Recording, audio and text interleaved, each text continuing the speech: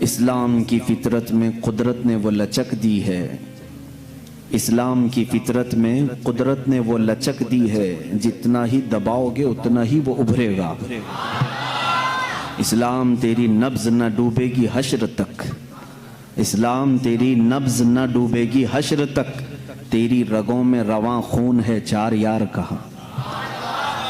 عزیزان گرامی وقار، آج کی اس محفل پاک میں میں یہ چاہتا ہوں کہ جس دین متین کے ساتھ ہم وابستہ ہیں، جس سچے دین پر ہم آج قائم ہیں، اس کی جامعیت، اس کے کمال اور اس کے شمول کو میں آپ کے سامنے رکھوں کہ اسلام ہے کیا آخر، اسلام کسے کہتے ہیں۔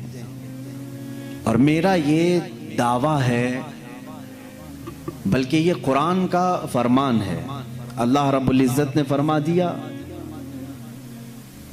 کہ دین اگر کوئی ہے تو وہ صرف اسلام ہے، اور اللہ تعالیٰ نے یہ فرمایا جو اسلام کے علاوہ دوسرا دین لے کر آئے گا قیامت کے دن وہ قبول نہیں کیا جائے گا۔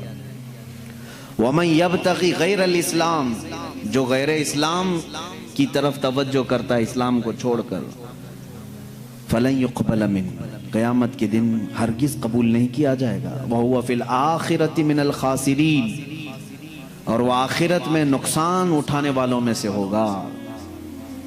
اس کا مطلب یہ ہے کہ پورے نوع انسانی جتنے بھی انسان ہیں، آدم علیہ السلام سے لے کر قیامت تک پیدا ہونے والوں کے لیے اگر انسان کے مزاج اور طبیعت سے ملتا جلتا کوئی دین ہے تو صرف اسلام ہے، وہ اسلام ہے۔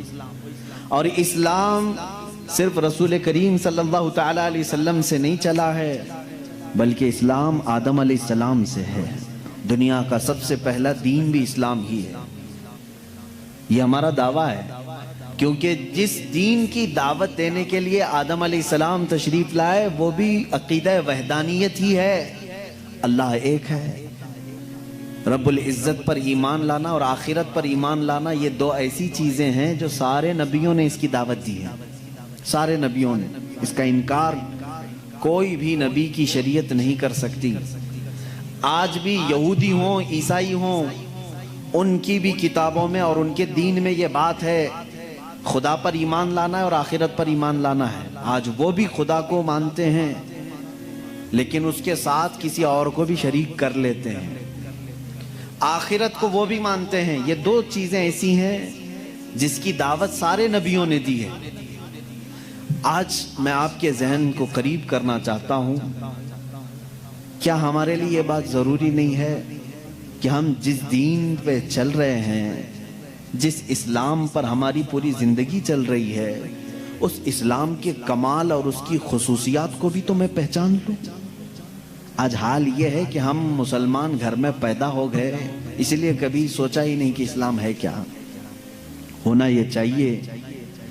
میں سمجھتا ہوں کہ کئی ایسے نان مسلم ہیں جو یورپین کنٹریز میں ہوں یا امریکہ، افریقہ وغیرہ کے جو تحقیق کرنے والے لوگ ہیں، وہ مسلمان بچوں سے زیادہ انہوں نے اسلام کو پڑھا ہے، کیونکہ وہ مسلمان تھے نہیں، انہوں نے اسلام کو بہت باریکی سے پڑھا اور تب جا کر کے وہ اسلام قبول بھی کیے اور ان کو اسلام کی اہمیت کا اندازہ بھی ہے۔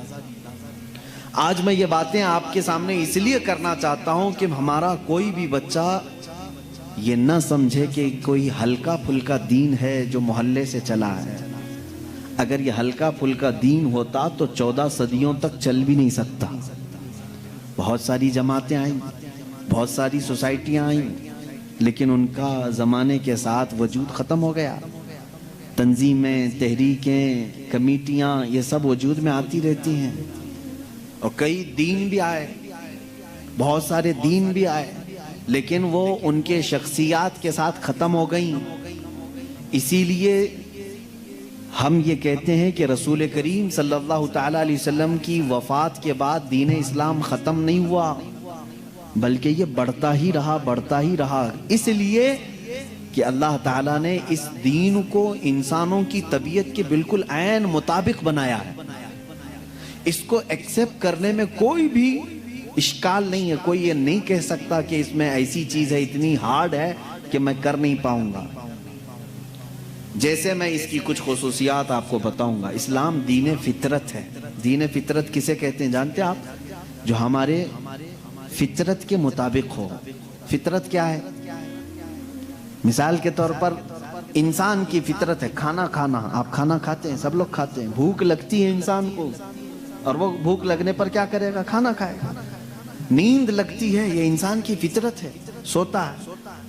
ہنستا ہے، روتا ہے، یہ انسان کی فطرت ہے۔ یہ تمام چیزیں ایسی ہیں جو اس کی پیدائشی ہیں۔ بھوک لگنا انسان کی فطرت ہے۔ اب اگر میں آرڈر دے دوں کہ تم دن بھر بلکہ 1 مہینے تک 2 مہینے تک چھو بھی نہیں سکتے کھانے کو، تو اس کا مطلب کیا ہوا؟ میں نے فطرت کے خلاف بات کیا، انسان کی فطرت کے خلاف۔ آپ کو میں یہ کہوں کہ تم 48 گھنٹے تک سو نہیں سکتے، پلک جھپک نہیں سکتے، تو گویا کہ میں نے فطرت کے خلاف بات کیا۔ انسان کی فطرت اس کو ایکسپٹ نہیں کرے گی، کیونکہ اس کی طبیعت میں سونا ہے، آرام کرنا ہے، پیدائشی ہے۔ تو اسلام نے ایسا کوئی بھی حکم اپنے ماننے والوں پر نافذ نہیں کیا جو اس کی فطرت کے خلاف ہو۔ اس کی فطرت کے خلاف کوئی بھی حکم نہیں۔ ہاں، لیکن دوسرے لوگوں نے فطرت کے خلاف بہت ساری چیزیں عائد کی ہیں اپنے ماننے والوں پر۔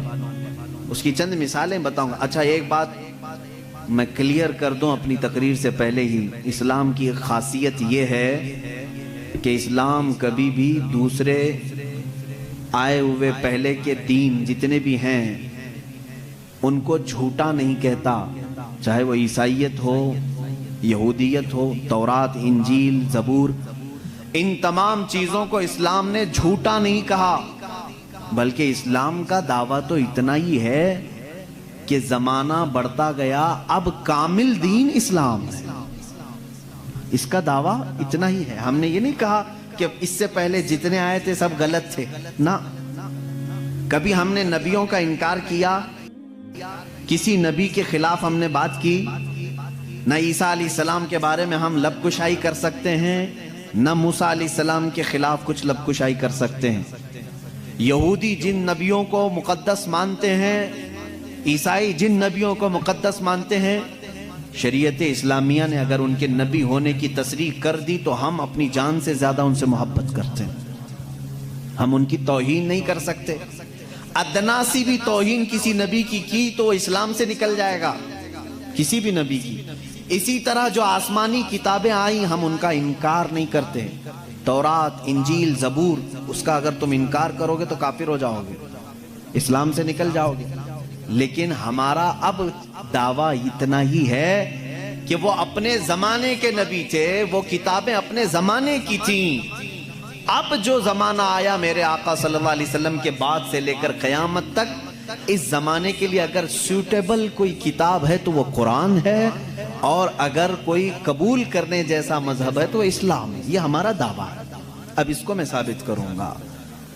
جیسے عیسائیوں پر اللہ تبارک و تعالیٰ نے کبھی یہ حکم نہیں فرمایا تھا کہ وہ شادی نہ کریں، انہوں نے اپنے آپ پر اس طرح کا سنیاس لینے کا خود سے، جیسے رہبانیت، ان کے ہاں راہب بنتے ہیں، نن ہوتی ہیں، زندگی بھر شادی نہیں کریں گے، پادری شادی نہیں کرے گا، پاپ وہ کسی سے شادی نہیں کرے گا۔ شادی کرنا یہ انسان کی فطرت ہے، ہر مرد کے اندر عورت کی خواہش پیدائشی ہے، یعنی اللہ تعالیٰ نے اس کے جسم میں یہ رکھا ہے کہ عورت سے وہ قرار حاصل کرے، تسکین حاصل کرے۔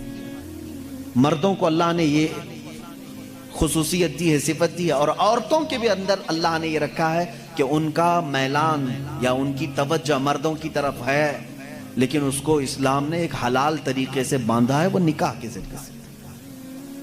اب اگر کسی پر پابندی لگا دیں، اگر میں کہہ دوں کہ میرے جتنے قریب کے ہیں، جتنے ماننے والے ہیں، ان میں سے کوئی بھی عورت کو ٹچ نہیں کرے گا زندگی بھر، تو یہ میں نے فطرت کے خلاف بات کی، یہ فطرت کے خلاف بات کی۔ میں بول نہیں سکتا کہ تم شادی نہ کرو، نکاح نہ کرو، اور اسلام نے کبھی بھی ایسی پابندی نہیں لگائی۔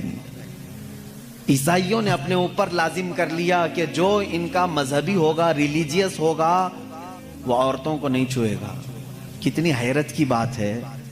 معلوم ہے آپ کو آج دنیا میں ویمن رائٹس کی بات عیسائی کرتے ہیں جو خود نکاح نہیں کرتے۔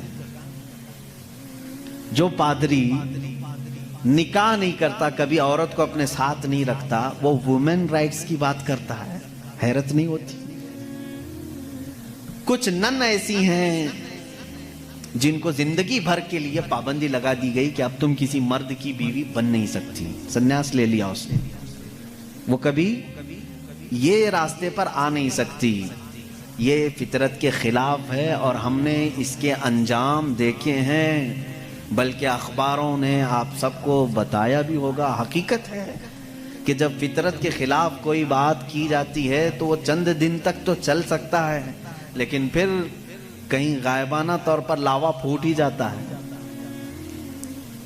اور اس کا انجام دیکھا ہے کہ کئی چرچ ایسے نکلے جہاں پر راہبوں نے نن اور دوسرے آنے والے بھکتوں کو ہی نہیں بخشا۔ یہ حالات ہوئے۔ اس کی وجہ یہ ہے کہ فطرت کے خلاف یہاں پر حکم دیا، یا انہوں نے خود اپنے آپ کو اس طرح کا کیا۔ اسی طرح سے بعض دوسرے مذاہب میں بھی سنیاس لینے کے جو طریقے بتائے گئے ہیں، اسلام اس کا قائل نہیں ہے۔ اسلام معاشرتی مذہب ہے، سب کے ساتھ رہ کر کے جینے والا مذہب ہے۔ اگر دنیا کو ترک کرنے کا مطلب یہ ہوتا کہ انسانوں میں نہ رہا جائے تو کبھی رسول کریم صلی اللہ علیہ وسلم مدینے جیسے شہر میں رہتے ہی نہیں، جنگل میں جا کر کے رہتے ہیں، کنارہ کشی اختیار کر لیتے۔ لیکن اسلام معاشرتی مذہب ہے، یعنی لوگوں کے درمیان رہنے کا مذہب ہے، دین ہے۔ ہم سنیاس نہیں لیتے۔ ایک صحابی، 3 صحابہ حضور صلی اللہ تعالیٰ علیہ وسلم کے حجرے کے باہر کھڑے ہو کر کے یہ باتیں کر رہے تھے۔ حضور صلی اللہ علیہ وسلم رات کو عبادت کے لیے کھڑے ہوتے تو آدھی رات گزر جاتی تھی، تو تینوں نے دیکھ کر کے کہا یہ تو بخشے ہوئے ہیں، یہ معصوم ہیں، ان سے کوئی خطا نہیں ہوئی، اس کے بعد اتنی عبادتیں ہیں ان کی، ہم جیسوں کو تو کیا کرنا چاہیے، بڑی عبادت کرنی چاہیے جب رسول اتنی عبادت کر رہے ہیں۔ تو ان تینوں صحابہ میں سے تینوں نے کیا کیا جانتے ہیں؟ ایک نے یہ اس دن وعدہ کر لیا، آج کے بعد سے میں کبھی کسی عورت کے پاس جاؤں گا ہی نہیں، زندگی بھر کے لیے عورت کے قریب نہیں جاؤں گا۔ دوسرے صحابی نے کہا آج کے بعد سے میں کبھی رات کو سوؤں گا ہی نہیں، پوری رات کھڑا رہوں گا۔ تیسرے صحابی نے کہا آج کے بعد سے میں کبھی کھاؤں گا ہی نہیں، دن میں بھی اور رات میں بھی روزہ رکھوں گا۔ رسول کریم صلی اللہ تعالیٰ علیہ وسلم اندر سے سن رہے تھے، باہر تشریف لائے، اور میرے آقا صلی اللہ تعالیٰ علیہ وسلم نے پوچھا تم میں سے کون کون ہے جو یہ باتیں کر رہا تھا؟ وہ صحابہ نے کہا کہ یا رسول اللہ صلی اللہ علیہ وسلم، ہم نے آپ کی عبادتوں کو دیکھ کر کے یہ کہا جب آپ سید الانبیاء ہیں، معصوم ہیں، آپ اتنی عبادت کرتے ہیں تو پھر ہماری عبادت کا حال کیا ہونا چاہیے؟ ہمیں بہت زیادہ عبادت کرنے کی ضرورت ہے، اس لیے ہم نے ایسے ایسے عہد کیے۔ میں نے کہا ہے کہ آج سے میں عورتوں کو چھوؤں گا نہیں، کبھی کسی کے قریب نہیں جاؤں گا، نکاح کر کے بھی نہیں جاؤں گا۔ دوسرے نے کہا میں نے یہ کہا ہے کہ رات کو سوؤں گا نہیں۔ تیسرے نے کہا میں نے یہ کہا ہے کہ آج کے بعد سے کبھی کھاؤں گا نہیں۔ اللہ کے نبی صلی اللہ علیہ وسلم نے فرمایا اسلام یہ نہیں ہے، اسلام یہ نہیں ہے۔ میری سنت پر اگر عمل کرنا چاہتے ہو تو میں اللہ کی عبادت کا بھی حق ادا کرتا ہوں اور عورتوں کا بھی حق ادا کرتا ہوں۔ میں نے اپنی رات کو تقسیم کر رکھا ہے، بیویوں کے لیے بھی حق ہے اور اللہ کی عبادت کا بھی حق ہے۔ اور دوسرے سے کہا تم نے کہا کہ رات کو کبھی سوؤں گا ہی نہیں، یہ بھی ہمارا طریقہ نہیں ہے، تم فطرت کے خلاف بات کر رہے ہو، بیمار ہو سکتے ہو، روزانہ رات پورے نہیں سو رہے۔ اب یہاں اس پر میں رک کر کے کہوں گا حضور صلی اللہ علیہ وسلم نے اس صحابی کو منع کیا جو یہ کہہ رہے تھے میں رات بھر عبادت کروں گا۔ حضور نے فرمایا میری سنت یہ ہے کہ میں تھوڑی رات آرام کرتا ہوں اور تھوڑی رات اپنے رب کی عبادت بھی کرتا ہوں۔ تمہارے جسم کا بھی تم پر حق ہے، اس کو بھی آرام دو۔ اور پھر تیسرے صحابی سے کہا میری سنت یہ ہے کہ میں افطاری بھی کرتا ہوں اور سحری بھی کرتا ہوں اور روزہ بھی رکھتا ہوں۔ ایسا نہیں کہ پورا پابندی کر لیا، جبکہ وہ رسول جن کو اللہ تعالیٰ جنت سے کھلاتا پلاتا ہے، اس کے باوجود میرے آقا صلی اللہ علیہ وسلم فرماتے ہیں کہ کنٹینیو روزہ رکھنا نہیں چاہیے، کہ تمہارے جسم کا تم پر حق ہے، کمزوری آ جائے گی۔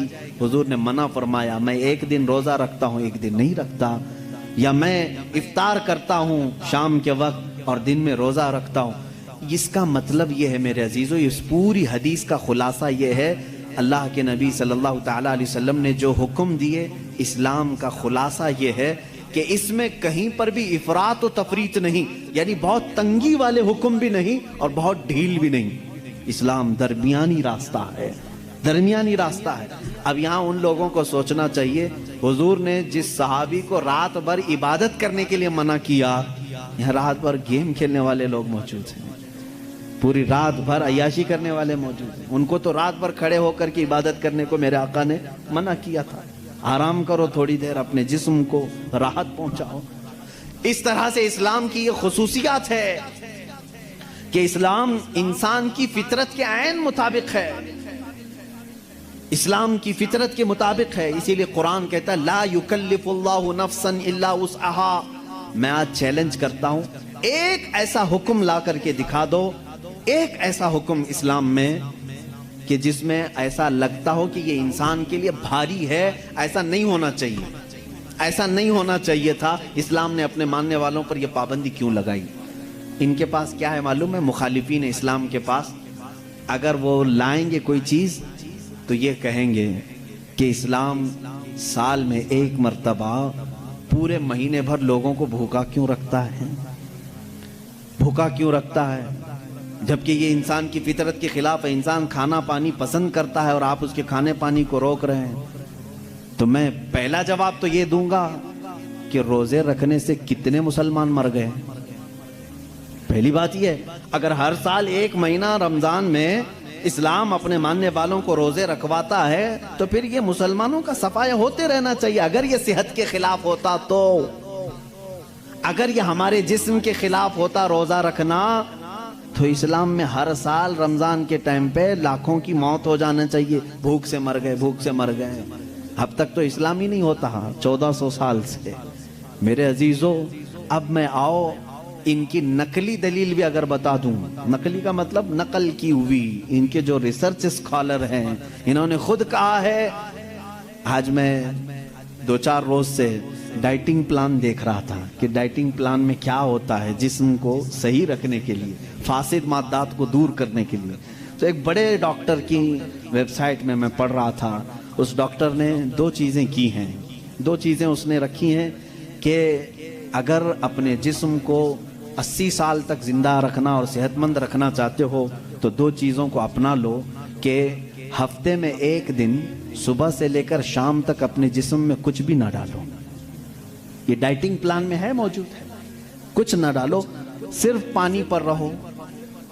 اور ایک ڈاکٹر نے یہ لکھا ہے کہ گرینری، جتنے بھی گرین چیزیں ہیں، سبزیاں ہیں یا پھل ہیں، صرف صبح اور شام میں ہفتے میں 1 مرتبہ ایسا استعمال کرو، تمہاری صحت برقرار رہے گی۔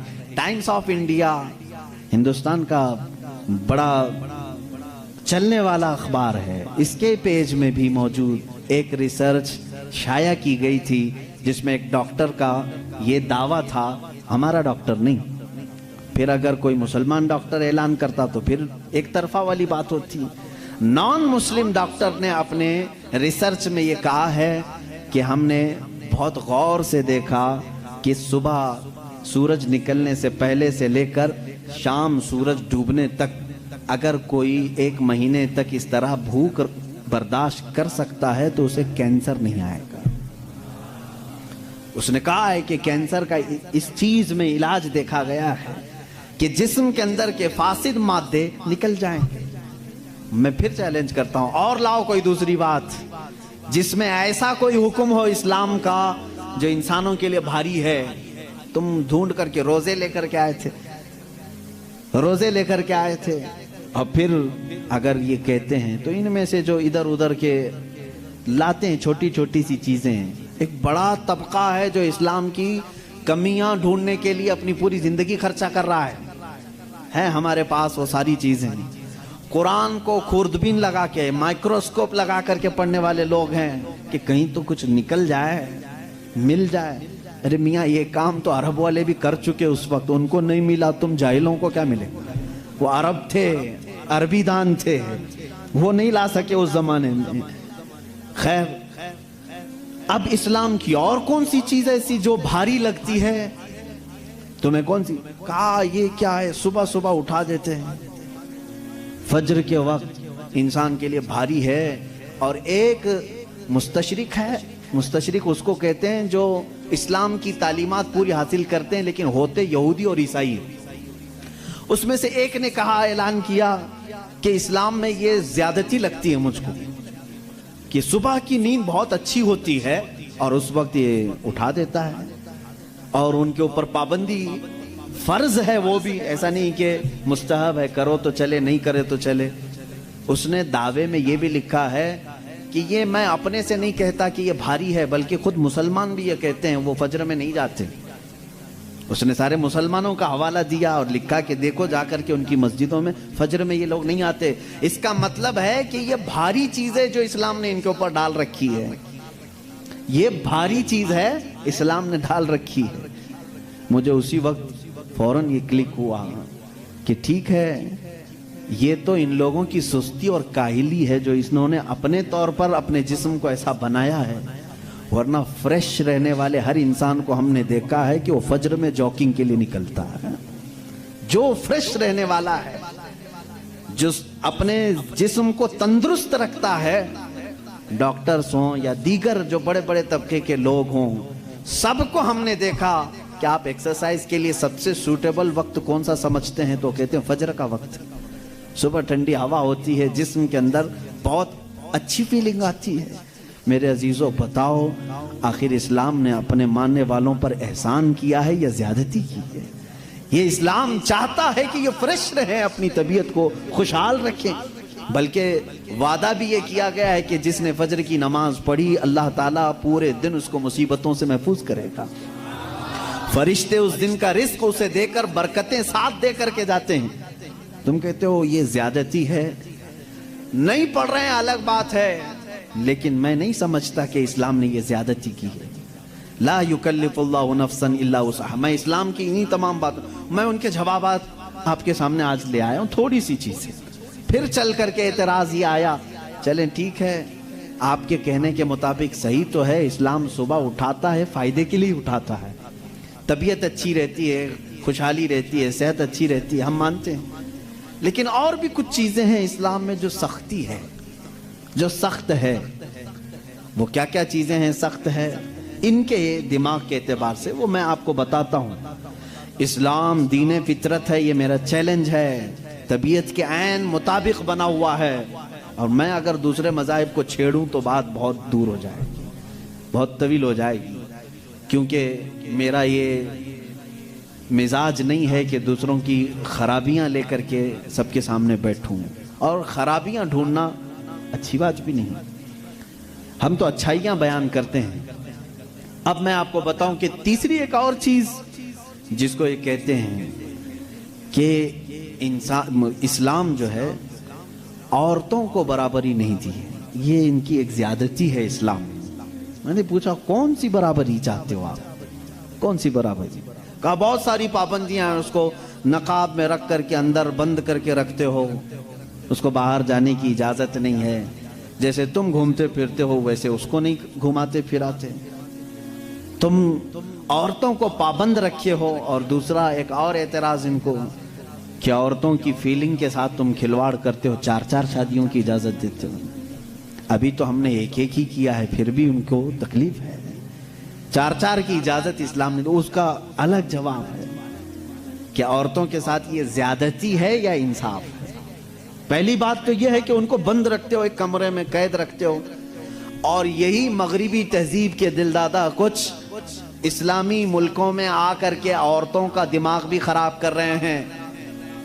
آ کر کے ان عورتوں کو بھڑکا رہے ہیں کہ تم باہر نکلو بینر لے کر کے, ہمارا جسم ہماری مرضی چلے گی, ہمارے اوپر کوئی پابندی نہیں چلے گی. ہر جگہ یہ چل رہا ہے آج, اور یہ لوگوں کو بتانا یہ چاہتے ہیں کہ اسلام نے عورتوں پر یہ سختی کی ہے, ان کو برابری کا درجہ نہیں دیا ہے. کون سی برابری تم چاہتے ہو, کون سی برابری؟ یہ صرف جسم کے خواہش مند لوگ عورت کو یہ سمجھتے ہیں کہ یہ ناچنے والی چیز ہے، عورت کو یہ سمجھتے ہیں کہ یہ صرف ہمارے کھانے والی چیز ہے، اس کے ساتھ کھیلنے والی چیز ہے، تم اس کو برابری سمجھ رہے ہو۔ میں کہتا ہوں ان ماؤں اور بہنوں سے تم ان کی برابری کو پسند کرتے ہو یا پھر اسلام نے جو تمہیں برابری دی ہے وہ کیا ہے؟ آؤ رسول کریم صلی اللہ علیہ وسلم کے فرامین تو سنو۔ میرے آقا نے فرمایا جس نے ایک بیٹی کی پرورش کی اور اس کو شادی کر کے دیا، اس کو قیامت کے دن جنت میں لے جانا میرا ذمہ ہے، میری شفاعت اس پر واجب ہے۔ حضور اکرم صلی اللہ علیہ وسلم نے فرمایا بیٹی کے لیے جس عرب نے دفنایا تھا اس جگہ میرے آقا نے اعلان کیا۔ تم کہتے ہو اسلام ان کے اوپر سختیاں کرتا ہے۔ یونان جو اس وقت کا بہت سپر پاور رہا ہے، عورتوں کے حق میں وہ لوگوں کا کیا خیال تھا؟ آج بھی پوچھ کر کے بتائیں مجھ کو۔ وہ کہتے تھے کہ عورت جو ہے سب کے ساتھ جینے والی مخلوق نہیں، اسے 5 زنجیریں پہناتے تھے، 2 ہاتھ میں، 2 پیروں میں، گلے میں۔ اس کی نشانیاں آج بھی عورتوں کے پاس باقی ہیں، لیکن شکل بدل گئی ہے۔ دونوں ہاتھ میں چوڑیاں ہیں، دونوں پیروں میں پائل ہیں اور گلے میں نیکلیس بھی ہے نا۔ وہ 5 زنجیریں پہنا کر بازار میں لاتے تھے عورت کو۔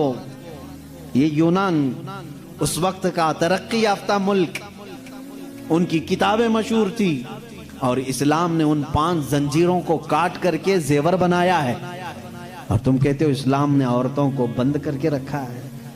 یہودی کیا کرتے تھے ان عورتوں کے ساتھ؟ اگر یہ ایام حیض میں ہوتی، یہ فطرت ہے نا عورت کی، ہر مہینے وہ ناپاک ہوتی، اللہ تعالیٰ کی طرف سے ان کے لیے جسمانی ساخت ایسی بنائی گئی ہے کہ ہر مہینے ان کے جسم سے فاسد خون کا مادہ نکل جاتا ہے۔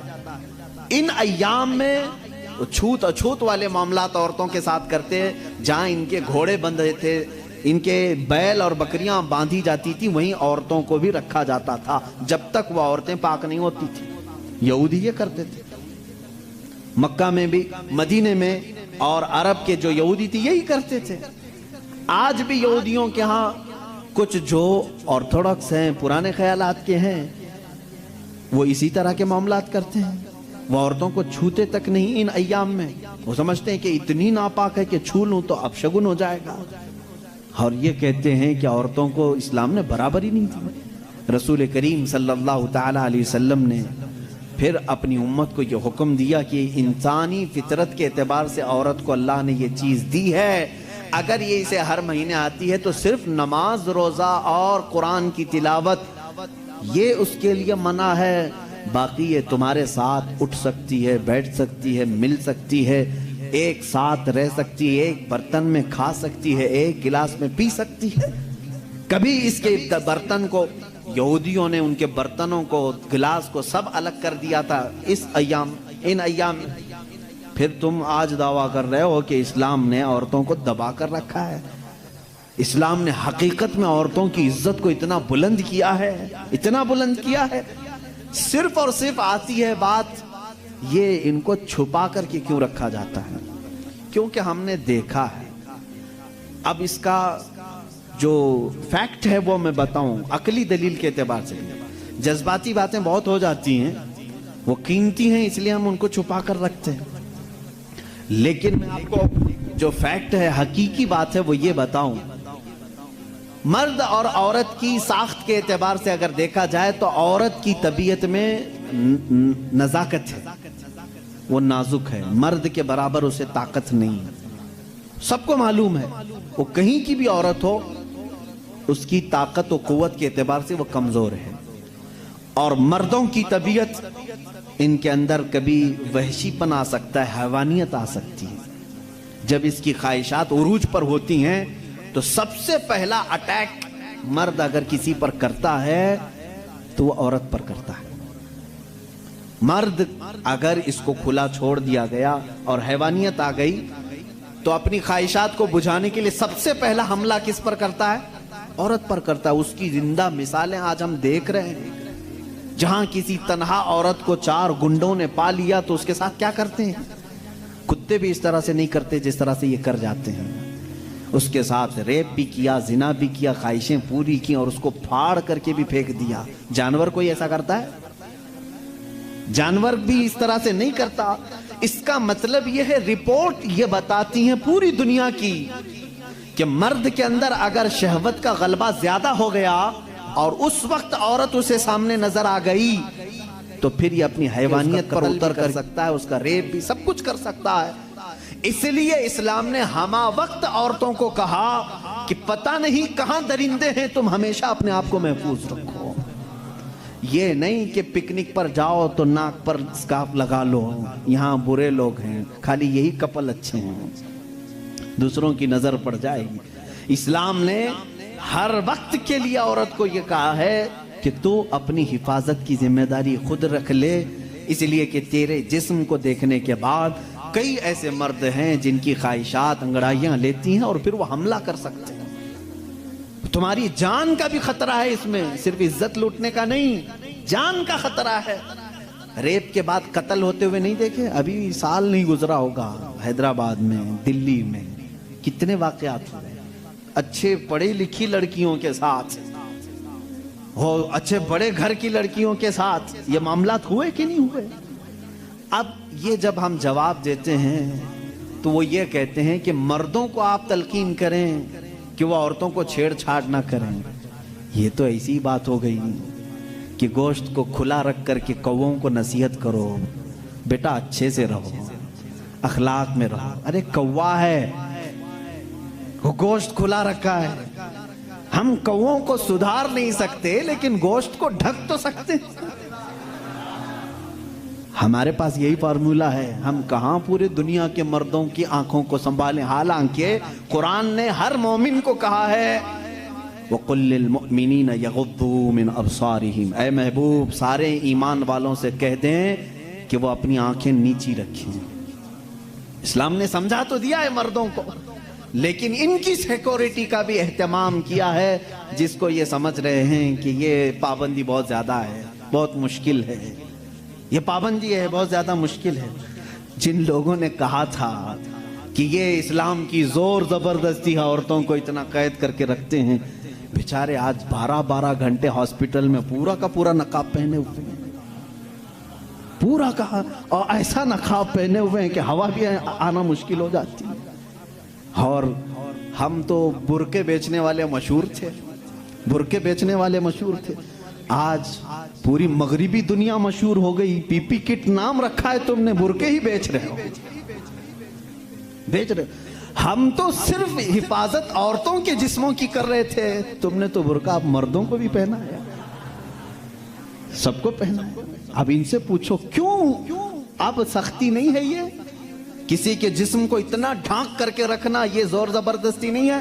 تم کہتے ہو اسلام اتنی سختی لے کر کے آیا ہے کہ عورتوں کو بند کر کے رکھا۔ اب یہ جواب دیں نہیں، وائرس پھیلا ہوا ہے، وائرس پھیلا ہوا ہے، جسم کو لگ نہ جائے۔ ارے نادان، یہی تو 1400 سال سے ہم کہہ رہے تھے، انسانوں کی آنکھوں کا وائرس بھی پھیلا ہوا ہے، کہیں ہماری بچیاں غیر محفوظ نہ ہو جائیں، کہیں کسی کے جسم میں یہ باتیں، یہ آنکھوں کا زہر سرایت نہ کر جائے، ان کے دل بہک نہ جائیں۔ اور میں بہت پہلے سے کہتا آ رہا ہوں، تحقیق یہ بتاتی ہے کہ مرد کی آنکھیں جب اس میں خواہش پیدا ہوتی ہے نا، ایک زہریلا مادہ نکلتا ہے، زہریلا مادہ نکلتا ہے۔ آپ دیکھو غور سے کسی چیز کو، نظر لگتی ہے نا، سب کا یہ تو معمول ہے، نظر لگتی ہے، وہ اس کی نظر لگ گئی، اس کی نظر لگ گئی، تقریباً سب لوگ مانتے ہیں نظر لگتی ہے، اور اسلام بھی کہتا ہے العین حق، نظر لگتی ہے۔ بلکہ میرے آقا صلی اللہ علیہ وسلم نے یہاں تک فرمایا، میری امت میں سب سے زیادہ موت اگر کسی کارن سے ہوگی تو نظر بد سے ہوگی۔ حضور نے فرمایا ہے طبعی نیچرل ڈیتھ کے بعد، نیچرل طبعی موت کے بعد اگر کسی وجہ سے، کسی بیماری سے سب سے زیادہ موت ہوتی ہے تو نظر بد سے ہوتی ہے۔ وہ پتہ نہیں ہوتا سب کو، اس کی علامتیں تک حضور صلی اللہ علیہ وسلم کی احادیث میں گنائی گئی ہیں۔ نظر بد ہو جائے تو کیسے پتہ چلے گا؟ جسم کے اندر کیسی تبدیلیاں ہوتی ہیں کہ پتہ چل گیا کہ نظر لگی ہے، وہ پھر کبھی میں عرض کروں گا۔ لیکن نظر لگتی ہے یہ سب کو معلوم ہے، اور جدید تحقیقات کے اعتبار سے بھی اگر میں آپ کو بات کروں، پھول کو اگر زیادہ دیر تک تم دیکھتے رہو گے تو مرجھا جائے گا، کیونکہ ہماری آنکھوں کا زہر اس پر پڑتا ہے اور اس کی طبیعت مرجھا جاتی ہے۔ وہ جتنا اپنے ٹہنی میں لگ کر کے جتنی دیر تک تازہ رہ سکتا ہے، تمہارے ہاتھ میں آنے کے بعد اتنی دیر تازہ نہیں رہے گا، کیونکہ کچھ بیکٹیریا ہمارے اندر ہیں اور آنکھوں سے نکلنے والی چیزیں بھی ہیں۔ اسی طرح سے عورتوں کا جسم اتنا نرم ہے اور نازک ہے کہ باہر کے زہریلے مادے ان کے جسم پر پہلے اثر کرتے ہیں، مردوں کے جسموں پر کم لیکن عورتوں کے جسموں پر زیادہ اثر کرتے ہیں۔ اب کوئی وحشی درندہ جس کی نگاہیں زہر پھینک رہی ہوں اور کسی لڑکی کا جسم ننگا ہو، وہ بغیر لباس کے ہو، تو ظاہر سی بات ہے اس کے جسم کے اندر جیسی ہی وہ نظریں جاتی ہیں، اس کے دل میں بھی برائیوں کی خواہشیں پیدا ہونا شروع ہوتی ہیں۔ ایک طرفہ نہیں ہوتی یہ سب چیزیں، اس کے اندر جو خرابی آئی وہ اس کی آنکھوں کی وجہ سے۔ اسی لیے میرے آقا صلی اللہ علیہ وسلم نے فرمایا فَإِنَّ الْعَيْنَ تَزْنِي، آنکھ بھی زنا کرتی ہے۔ حضور صلی اللہ علیہ وسلم نے فرمایا آنکھ بھی زنا کرتی ہے۔ اب مجھے بتاؤ میرے عزیزو، اسلام نے اتنی جو حفاظت کی ہے عورتوں کی، اس کو تم کہہ رہے ہو زور زبردستی ہے؟ اسلام دین فطرت ہے، صرف وہی بات کرتا ہے جو انسان کے لیے سوٹیبل ہو، جو تمہارے جینے کے لیے اچھا ہو۔ اب میں آؤ تم کو یہ بھی بتاتا ہوں، کچھ لوگ یہ کہتے ہیں کھانے پینے کے معاملات میں بھی، اب یہ بات تھی عورتوں کی، اور ہاں یہاں پر میں یہ بات بتا دوں کہ یہ برابری جس کو کہہ رہے ہیں نا، وہ برابری ہے نہیں۔ تم کبھی بھی اس کے جواب دینے کی بھی کوشش مت کرو۔ یہ برابری کس کو کہتے ہیں؟ ان کے سامنے رقص کرے، ڈانس کرے، برابر کرے۔ اگر مرد جو ہے کھلے عام گھومتا پھرتا ہے اور ننگا ہو سکتا ہے تو عورت کو بھی اتنا ہی ہونا چاہیے، عورت بھی اتنا ہی دکھائے۔ تو یہ تو ایسی برابری ہے کہ اتنا اگر شوق ہے برابری کا تو پھر ایسا کرو، اپنی بیوی کے ساتھ معاہدہ کر لو، 1 سال تو بچہ دے گی، 1 سال میں بچہ دیتا ہوں۔ یہ برابری کرنے کی چیز ہے؟ ارے سارا بچوں کا درد عورت ہی کیوں سہے؟ تم بھی تھوڑا سا پارٹنرشپ میں لے لو۔ ایسا نہیں کر سکتے، تمہیں معلوم ہے عورت کی فطرت ہے، کچھ چیزیں ایسی ہیں اس کی ساخت میں، اس کے لیے وہ ضروری ہیں، اور اسلام یہ سمجھتا ہے کہ عورت کے لیے اس کے گھر میں رہنا زیادہ سوٹیبل ہے بنسبت باہر گھومنے پھرنے کے۔ کھلے عام رہنے سے زیادہ اگر محفوظ کوئی عورت ہو سکتی ہے تو وہ پردے میں رہ سکتی ہے، اس لیے اسلام نے اس کو پردے کا حکم دیا۔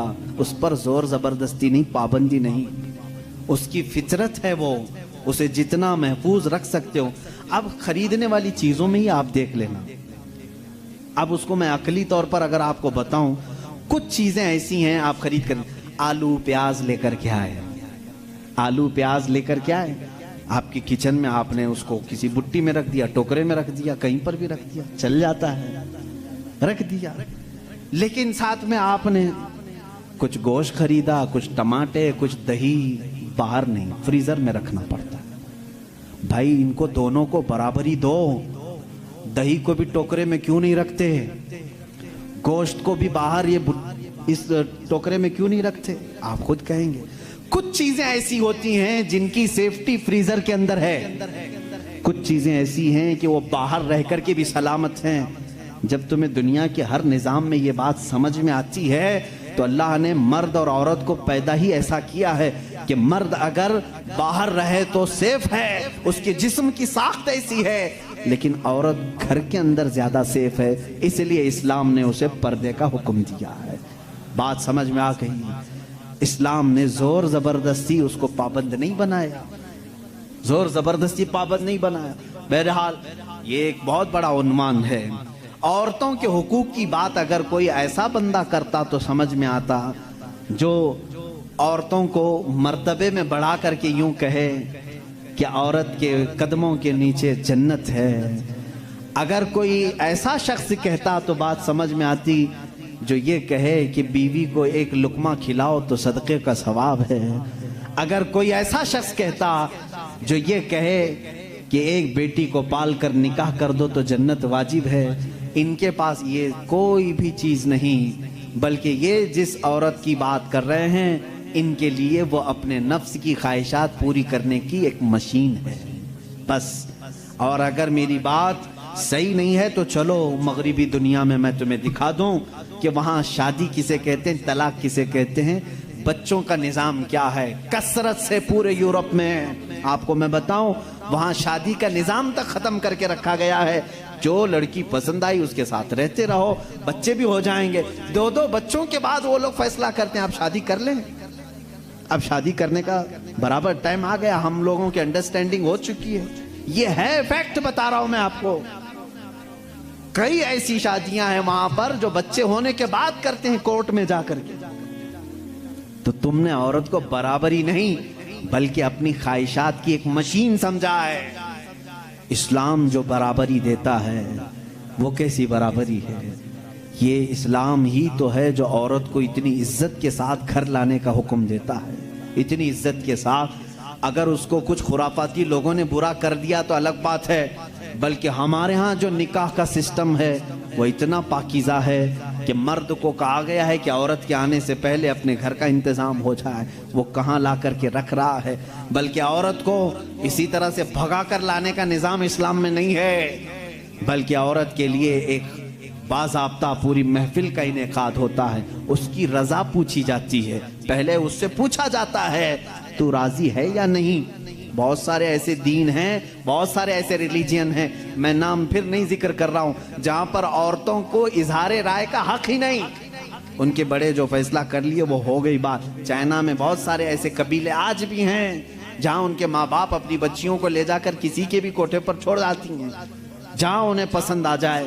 اسلام عورت کی عزت اتنی دیتا ہے جب تک وہ اپنی رضا کا اظہار نہیں کرتی قاضی کی مجال نہیں کہ وہ نکاح پڑھا سکے۔ ہم خود کھڑے رہتے ہیں جب تک اجازت نہیں آتی، پہلے ہم عورت کی اجازت لے کر کے آتے ہیں، اور پھر عورت کو اس کا حق مہر دینے کا حکم بھی مرد کو دیا گیا ہے کہ وہ تمہیں اپنی زندگی چھوڑ کر آ رہی ہے، اپنا گھر چھوڑ کر کے آ رہی ہے، اس کا حق مہر ادا کرو۔ اور لانے کے بعد جانتے ہیں میرے آقا صلی اللہ تعالیٰ علیہ وسلم کی تعلیمات کیا ہیں؟ اللہ اکبر۔ حضور اکرم صلی اللہ علیہ وسلم نے تاکید کے ساتھ فرمایا ہے کہ عورتوں کے ساتھ سختی نہ کرو۔ اپنے آخری خطبے میں حضور نے عرفات کے میدان میں یہ بات تک فرمائی، عورتوں کے معاملات میں اللہ سے ڈرو، حد سے زیادہ نہ بڑھو، عورتوں کے ساتھ اتنی سختی نہ کرو۔ مارنے کو منع کیا، کبھی ان کے چہرے پر نہ مارنا، کبھی ان کے خاندان کو تانا نہ مارنا، کبھی ان کو اتنی بری گالی نہ دینا کہ دل ٹوٹ جائے۔ یہ تمام احکام اسلام نے اسی عورت کی عزت ہی کے لیے تو دیے ہیں۔ اور پھر جس وقت وہ آئے، بزرگوں نے یہ رواج بھی رکھا ہے کہ ہم اپنی بیٹیوں کو اپنے گھروں سے قرآن پاک دے کر کے رخصت کرتے ہیں، قرآن کے ساتھ اسے بھیجتے ہیں، اور گھر لانے کے بعد جانتے ہیں یہ اعلیٰ حضرت رضی اللہ تعالیٰ عنہ نے لکھا بھی ہے۔ اعلیٰ حضرت فرماتے ہیں جب نئی دلہن گھر میں آئے تو اس کے پیروں کا دھون جو ہے وہ اگر گھر کے چاروں کونوں میں ڈالو تو برکت آئے۔ وہ آ رہی ہے اپنا رزق لے کر کے آ رہی ہے، اپنا رزق لے کر کے آ رہی ہے، یہاں تک ہمارے لیے کہا گیا۔ بلکہ دولہے کو یہ بھی کہا گیا، اسی یہ بیان میں ساری باتیں نوجوانوں کو سمجھ میں بھی آ جائیں گی۔ نکاح کی پہلی رات اسے کہا گیا کہ تو اپنے گھر لایا ہے دلہن کو تو سب سے پہلے اس کے ہی دوپٹے کو تو مصلی بنا اور اس پر سجدہ کر۔ یہ حکم ہے۔ عورت کی عزت نہ ہوتی تو ہم مصلی بناتے اس کے دوپٹے کو؟ پہلی رات کہا گیا ہے۔ یہ اور بات ہے کہ معلومات نہیں ہے نوجوانوں کو کہ شادی کے بعد پہلی رات، یہ بھی سیکھنے کی ضرورت ہے، علماء سے یہ تمام چیزیں پوچھ لینا چاہیے جس کی شادی ہو رہی ہے۔ دلہن آ رہی ہے تو ہم اس کی عزت ہی کے لیے تو یہ تمام کام کر رہے ہیں۔ اور اس کے بعد حکم یہ دیا گیا کہ سب سے پہلے اس کے ساتھ بات چیت کی شروعات کرنے سے پہلے اس کی پیشانی پر ہاتھ رکھ کر اللہ کی بارگاہ میں یہ کہو، اے اللہ اس کے اندر جتنی تو نے اچھائیاں رکھی ہیں وہ سب اچھائیاں مجھے عطا کر دے، اور جتنی اس کے اندر برائیاں ہیں ان تمام برائیوں سے مجھے تو بچا دے، یہاں سے تو شروعات کر۔ ظاہر سی بات ہے میں نے اس وقت محسوس کیا، چند دنوں پہلے ایک نوجوان کو تلقین کر رہے تھے पेशानी पर जहां बाल उगते हैं वहां हाथ रख करके दुआ करना। तो उसने पूछा कि हजरत दुआ तो ऐसे ही कर सकते हैं, पेशानी पर क्या? मैं भी चौंक गया। इसको मैं बताऊं, मेरे एक उस्ताद से मैंने पूछा क्या ऐसा है कि अपनी दुल्हन की पेशानी पर हाथ रख करके इस तरह दुआ करना चाहिए? उन्होंने कहा हाँ है। दुआ तो कैसे भी करें, हाथ ना रखें और हाथ छोड़ें, हाथ उठाएं, सब दुआ अल्लाह सुनता है, लेकिन इसलिए पेशानी पर रख करके दुआ करने के लिए कहा गया कि वो आज अपने वालिदैन को छोड़ करके आई है, उसके वसीले से अल्लाह जल्दी दुआ कबूल करेगा। उसका दिल मगमूम है, वो गमगीन है, और गमज़दा लोगों के साथ मेरा मौला है। वो अपने वालिदैन को छोड़ करके तेरे घर आई है, वो मगमूम है, बहुत गमज़दा है। आज उसकी पेशानी पर हाथ रख करके दुआ करो। मेरा उसी दिन ये जहन समझ गया कि इस्लाम ने औरत को वो मकाम दिया है, वो इज्जत दी है। हमने उसको अपने जिस्मों को सुकून पहुंचाने वाला आला नहीं समझा, मशीन नहीं समझा, बल्कि हकीकी मुस्लिम वो है जो अपनी औरत की इज्जत भी करे, एहतराम भी करे। अल्लाह के रसूल सल्लल्लाहु तआला अलैहि वसल्लम ने जो फरामीन दिए हैं, अजीज़ान गिरामी वक़ात, ये निकाह के इस सिस्टम को भी मैं आपको बताऊं। कुछ तो वो हैं जो ये इस्लाम के खिलाफ भौंक रहे हैं कि औरतों के ऊपर जोर जबरदस्ती होती है इस्लाम में, और दूसरों की क्या बात करूं, हमारे हिंदुस्तान पर बैठा हुआ मैं क्या बताऊं, ये भी बड़ी औरतों की, हाँ, पीड़ित महिलाएं हैं, मुस्लिम पीड़ित महिलाएं हैं जो खुद बीवी को छोड़ बैठा है। सारी मुस्लिम औरतें पीड़ित हैं। अल्लाह अकबर। वो खुद अपनी बीवी को देखने नहीं जा सका, जिंदगी खत्म होने आ गई, बाल सफेद हो गए। पीड़ित महिलाएं हैं मुसलमान। हाँ, अगर ए मुसलमानों कोई भी हम में से औरत पर जोर जबरदस्ती करता है, याद रखो मैं तुम्हें बताऊं कि कुरान की क़यामत के दिन अल्लाह जानवरों पर भी उठाए हुए हाथ का फैसला लेगा, तो औरत की बात तो दूर की है। मेरा अकीदा तो यह है, एक औरत ने बिल्ली को बांध रखा था, बुखारी शरीफ में है, वो मर गई बिल्ली, और वो औरत बहुत इबादत गुजार थी, लेकिन अल्लाह ताला ने फैसला फरमाया कि इस औरत को जहन्नम में डालो। मेरी एक मखलूक को बांध कर रखी इसने और वो मर गई। हमारा तो अकीदा यह है, तुम औरतों पर अगर जुल्म करते हो तो तुम जिम्मेदार हो, लेकिन इस्लाम नहीं। इस्लाम वो कामिल दीन है।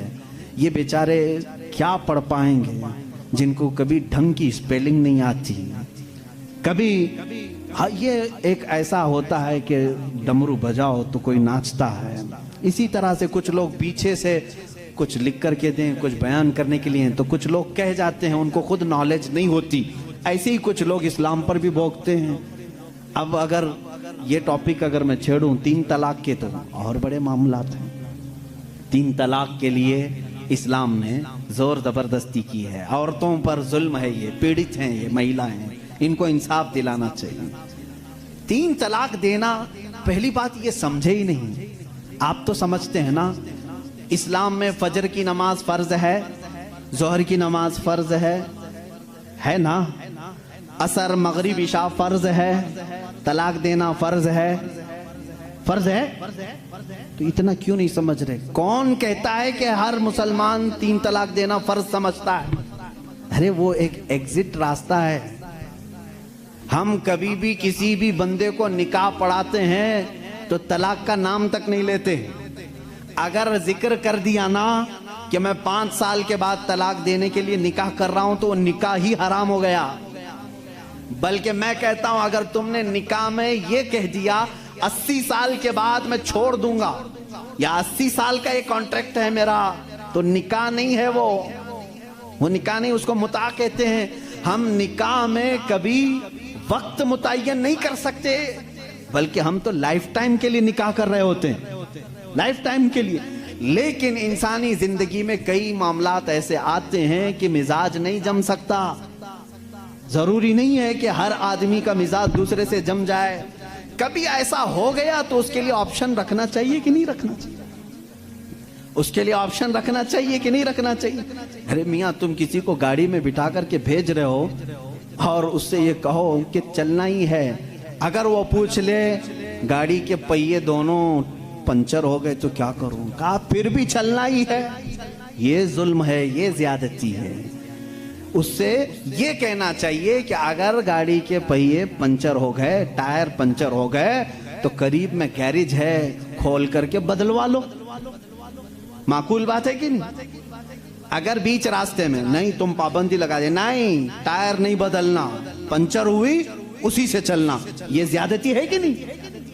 اب میں آپ کو بتاتا ہوں، 2 ٹائر لے کر کے چلے تھے شادی کے بعد، 2 ٹائر ہیں اور دونوں چل رہے ہیں تو ٹھیک ہے، ایک بھی پنچر ہوا تو کیا کرو؟ یہ کہتے نہیں پنچر ٹائر کے ساتھ ہی چلو۔ ارے بھائی کہیں اور گاڑی گڑے میں گر جائے گی۔ حکم یہ ہونا چاہیے کہ اگر پنچر ہو گیا تو ٹائر چینج کر سکتے ہو، تمہارے لیے آپشن ہونا چاہیے۔ بس اسلام کا تقاضا صرف اتنا ہی ہے کہ اگر کسی کی زندگی میں انبن ہو گئی، نہیں بن پائی، تو اس کے لیے ایک آپشن ہے کہ عورت کو وہ بھی ایک ساتھ 3 طلاق نہیں، اس کو حرام قرار دیا گیا ہے۔ شریعت میں ایک وقت میں 3 طلاق دے دینا حرام ہے۔ میں اس کا ببانگ دہل آج اعلان کرتا ہوں، اگر کوئی ایک ہی ساتھ اپنی عورت کو طلاق طلاق طلاق اس طرح 3 بار کہہ دیتا ہے تو اس نے حرام کام کیا، گناہ کیا، ناجائز کام کیا ہے۔ اگر چھوڑنا بھی ہے تو اس کو اسلام نے طریقہ بتایا ہے، ایک بار پہلے بولو، 1 مہینے کا ٹائم دو، 1 مہینے میں بھی پھر نہیں بنی تو دوسری مرتبہ پھر 1 بولو اور 1 مہینہ چھوڑ دو۔ 2 مہینے کا ٹائم گزر گیا، اب پھر بھی نہیں بن پا رہی، تب پھر سب کو بٹھا کر کے کہہ دو ہم نے 2 مرتبہ دیکھ لیا، اب ہماری زندگی آگے چل نہیں پاتی، تیسری مرتبہ ہم اس کو ختم کرتے ہیں۔ یہ طلاق کا صحیح طریقہ ہے۔ کیا اس میں اسلام نے ظلم کیا؟ اسلام نے اس میں ظلم کیا؟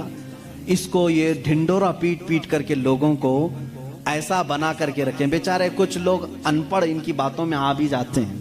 ارے ہمارا ہندوستان تو ایسا ہے کہ باہر کوئی بھی ڈمرو بجائے اس کے ارد گرد تو لوگ کھڑے ہو ہی جاتے ہیں۔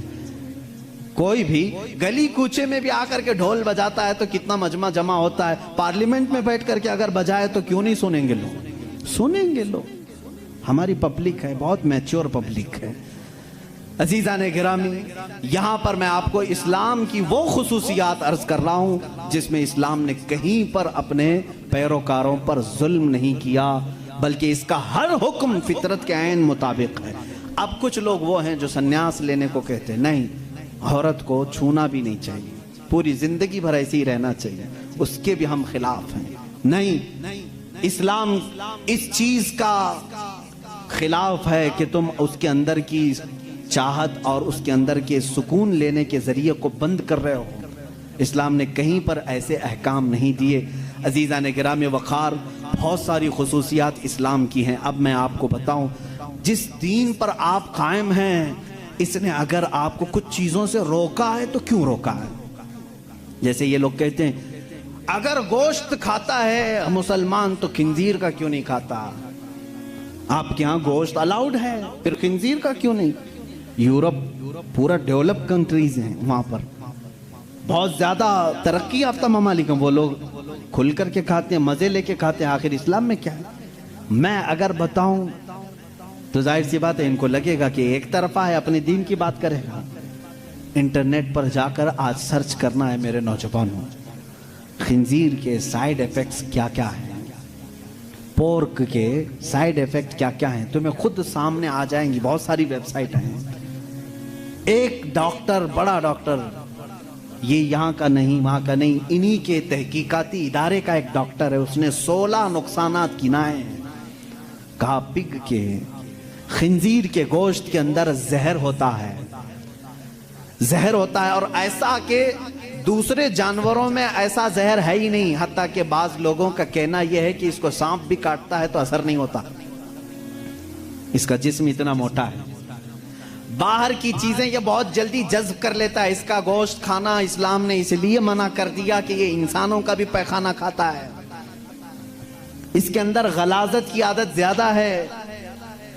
اور جدید تحقیقات میں آج امریکہ کے اور دیگر ممالک کے ڈاکٹرز نے یہ بھی کہا کہ سب سے زیادہ چربی اسی جانور کے اندر ہوتی ہے، اور یہ سب سے زیادہ جسم کے اندر کولیسٹرول بڑھانے میں مدد کرتا ہے، حتیٰ کہ خنزیر کا گوشت کھانے والوں پر تحقیق کی گئی، ان کے اوپر تحقیق کی گئی تو یہ بات سامنے آئی کہ ان کے اندر حیوانیت، سیکس کرنے کی عادت بہت زیادہ پائی گئی، بہت زیادہ پائی گئی، حیوانیت زیادہ آ گئی، شرم و حیا نہیں رہی۔ اسی لیے دیکھتے نہیں پورے انگریز ننگے رہتے، ان کے اندر حیا نہیں رہ گئی۔ جسم کو چھپانا وہ پتہ نہیں اپنے لیے کیا سمجھتے ہیں، چھوٹے ہلکے ہلکے کپڑے پہن کے چلتے ہیں، عورتیں بھی ہوں مرد بھی ہوں، ایک چھوٹا سا انڈر ویئر پہن لیا، اوپر کچھ لگا لیا۔ بلکہ میں سمجھتا ہوں ان سے زیادہ فیشنیبل تو بھینس ہے، کچھ بھی نہیں پہنتی بیچاری۔ کپڑے نہیں پہننا اگر فیشن ہے تو یہ بھینس بہت فیشنیبل ہے، بیل بہت فیشنیبل ہے، کبھی کچھ نہیں پہنتا۔ یہ دنیا کو جنگلی نظام میں لے جانا چاہتے ہیں۔ یہ خنزیر کھانے کے سائیڈ ایفیکٹ ہیں، بیڈ ایفیکٹ ہیں جو جسم کے اوپر مرتب ہوتے ہیں۔ 16 نقصانات ہیں، وہ میں گنا نہیں پاؤں گا، میں نے آج ہی مطالعہ کیا۔ دوسری چیز شراب کے متعلق کہ اس میں تو مزہ ہے، کیوں منع کیا اسلام نے؟ یہ بھی میں نہیں کہوں گا، تمہاری تحقیقات سے جاؤ آج یہ بھی تلاش کر کے مجھے بتاؤ انٹرنیٹ پر کہ شراب کے، وائن کے سائیڈ ایفیکٹ کیا کیا ہیں، الکوہل سے کتنے نقصانات ہیں۔ میرے عزیزوں، دوسروں کو بولنے کی ضرورت نہیں، گورنمنٹ ہر جگہ کی بولتی ہے، نہیں بولتی؟ ڈونٹ ڈرنک اینڈ ڈرائیو جگہ جگہ لگائے رہتا ہے، بیچتے بھی وہی ہیں، بولتے ہیں پی کر کے چلانا مت، گاڑی مت چلانا۔ ان سے پوچھو کیوں؟ اس لیے کہ ایکسیڈنٹ کا خطرہ ہے، جا کے کسی کو ٹھوک دے گا، سامنے والا بیچارہ بے قصور مرے گا۔ اتنی ہی بات سے سمجھ جانا چاہیے کہ مسلمان اینی ٹائم ڈرائیور ہے، ہر وقت وہ ڈرائیور ہے۔ مجھے ایک پرانی بات یاد آئی، ایک مسلمان، وہ بھی کسی ویسٹرن کنٹری کا ہی تھا، پلین میں سفر کر رہا تھا، ایئر ہوسٹس نے اس کو شراب پروسا، سب کو دے رہے تھے۔ اچھا یہ بھی میں آپ کو بتا دوں، الگ الگ ناموں سے یہ شراب سپلائی کرتے ہیں۔ میں ایک بار ایجپٹ کے سفر پر تھا تو شراب سب کو دی جا رہی تھی، اس میں شراب قریب آئی، اس کو کہہ رہے ہیں کریزی واٹر ہے، کریزی واٹر ہے۔ میں نے کہا یہ کب سے، پانی پاگل کب سے ہوا؟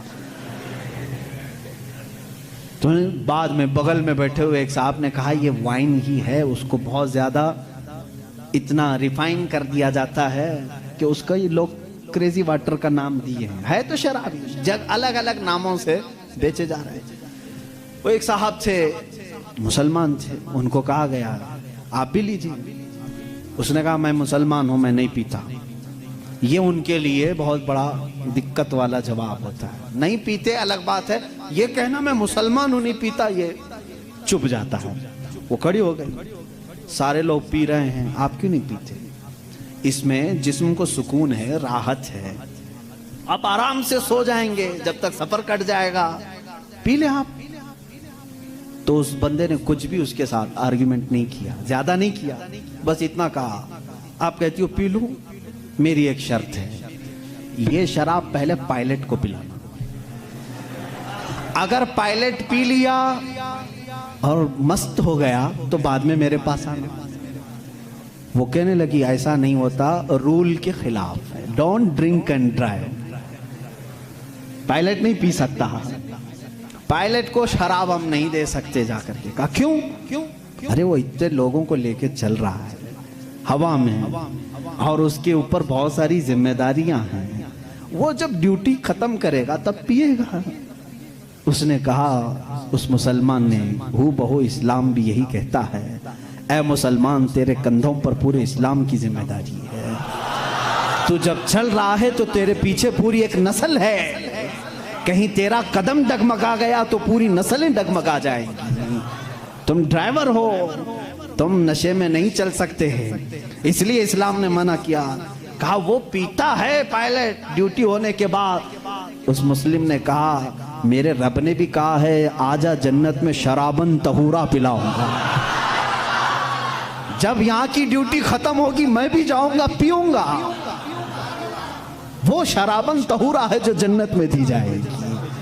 اے میرے عزیزوں، جنہوں نے دنیا میں اپنے جسموں کو الکوہل سے خراب کر دیا، ان کے لیے جنت کا مشروب نہیں، ان کے لیے جنت کی شرابن طہورا نہیں۔ اپنے منہ کو جنہوں نے یہاں محفوظ رکھا ہے، ان کے لیے اللہ کا وعدہ ہے، انہیں وہ شراب طہور پلائی جائے گی جس کو آج تک کسی زبان نے چکھا بھی نہیں۔ انشاءاللہ العزیز ہم سب کے لیے تیار ہے۔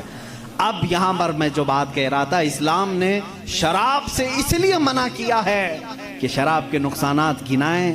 اے میرے عزیزو، ان کو خود کو معلوم ہے، یہ منع کرتے ہیں شراب پینے کے لیے، ڈرائیورز کو منع کیا گیا ہے، بہت سارے لوگوں کو منع کرتے ہیں، ڈاکٹرز منع کرتے ہیں، لیور خراب ہو جائیں گے، کڈنی خراب ہو جائیں گے۔ اتنے خراب ہونے والی چیز کو بیچتے کیوں ہیں؟ لائسنس آپ ہی دیتے ہو، آپ ہی دھندا چلاتے ہو۔ اسلام جو ہے، اس کی اور تمہارے درمیان فرق یہ ہے، تم بھی منع کر رہے ہو، تقریباً پوری دنیا منع کرتی ہے شراب سے بچو، شراب سے بچو۔ تمہارے اور اسلام میں فرق یہ ہے، اسلام کہتا بھی ہے، کرتا بھی ہے، اور تم صرف بولتے ہو، اندر سے سپلائی کرتے ہو۔ اسلام نے اگر کہہ دیا شراب منع ہے، تو میرے آقا نے فرمایا اس کا پیالہ رکھنا بھی جائز نہیں۔ یہ نہیں کہ سب کو شراب پینے کے لیے منع کر دیا اور بھٹا کھول کر کے رکھے ہیں، ایسا نہیں ہے۔ اسلام جڑ پر انگلی رکھتا ہے، اگر شراب منع ہے تو شراب بنانے والے آلے بھی توڑ دو۔ حضور صلی اللہ تعالیٰ علیہ وسلم نے جس دن اعلان کیا تھا، مدینے میں سارے لوگوں نے وہ مٹکے بھی توڑ دیے تھے۔ ان سے پوچھو، شراب پھینک دیتے، بعد میں دھو کے پانی بھر لیتے، کیوں نہیں بھرا؟ جن پیالوں میں شراب پی جاتی تھی اس کو تک توڑ دیا صحابہ نے جب شراب حرام ہوئی۔ پوچھا گیا، یہ توڑنے کا فلسفہ سمجھ میں نہیں آیا، دھو کے رکھ لینا چاہیے تھا، دوسرے کام میں یوز ہوتا۔ کہا نا، اسلام کی حکمت یہ ہے کہ بعد میں کبھی اس کو دیکھ کر کے یاد بھی نہ آئے کہ اس میں ہم پیتے تھے، یاد بھی نہ آئے، اس کو توڑ دو جس میں شراب رکھی جاتی تھی۔ اسلام وہاں تک کی پابندی لگا چکا ہے۔ اے میرے عزیزو، بہت ساری خصوصیات ہیں، جس دین پر آپ قائم ہو، یہی کامل دین ہے، یہی اکمل دین ہے، اس میں نقص اور عیب کی ایک بھی گنجائش نہیں۔ میرا ٹاپک اور طویل تھا، لیکن وقت کی گنجائش نہیں ہے، ہمیں جلدی بات سمیٹنے کا کہا بھی گیا ہے۔ کل سے انشاءاللہ العزیز میں اور جلدی شروع کرنے کی کوشش کروں گا، تاکہ آپ تمام حضرات اپنے وقت پر جلد سے جلد پہنچ جائیں۔ آخری میری چند باتیں یہ سن لو، جس دین فطرت پر آج ہم سب عمل کر رہے ہیں، اے میرے غیور نوجوانوں، میں نے کل بھی یہ بات کہی تھی کہ کبھی اپنے آپ کو ہلکا مت سمجھنا۔ تم جس دین پر قائم ہو، فخر سے کہو گے کہ میں مسلم ہوں، فخر سے کہو گے الحمدللہ میں اسلام پر ہوں، کیونکہ دنیا آج اس طرح کے پروپیگنڈے پھیلا رہی ہے، یہ ٹی وی میڈیا کے ذریعے، یہ دجالی میڈیا ہے جو پورے بیٹھے ہوئے ہیں، یہ دجال کی فوج ہے، پورے حق کو باطل بنانا، باطل کو حق بنا کر کے پیش کرنا۔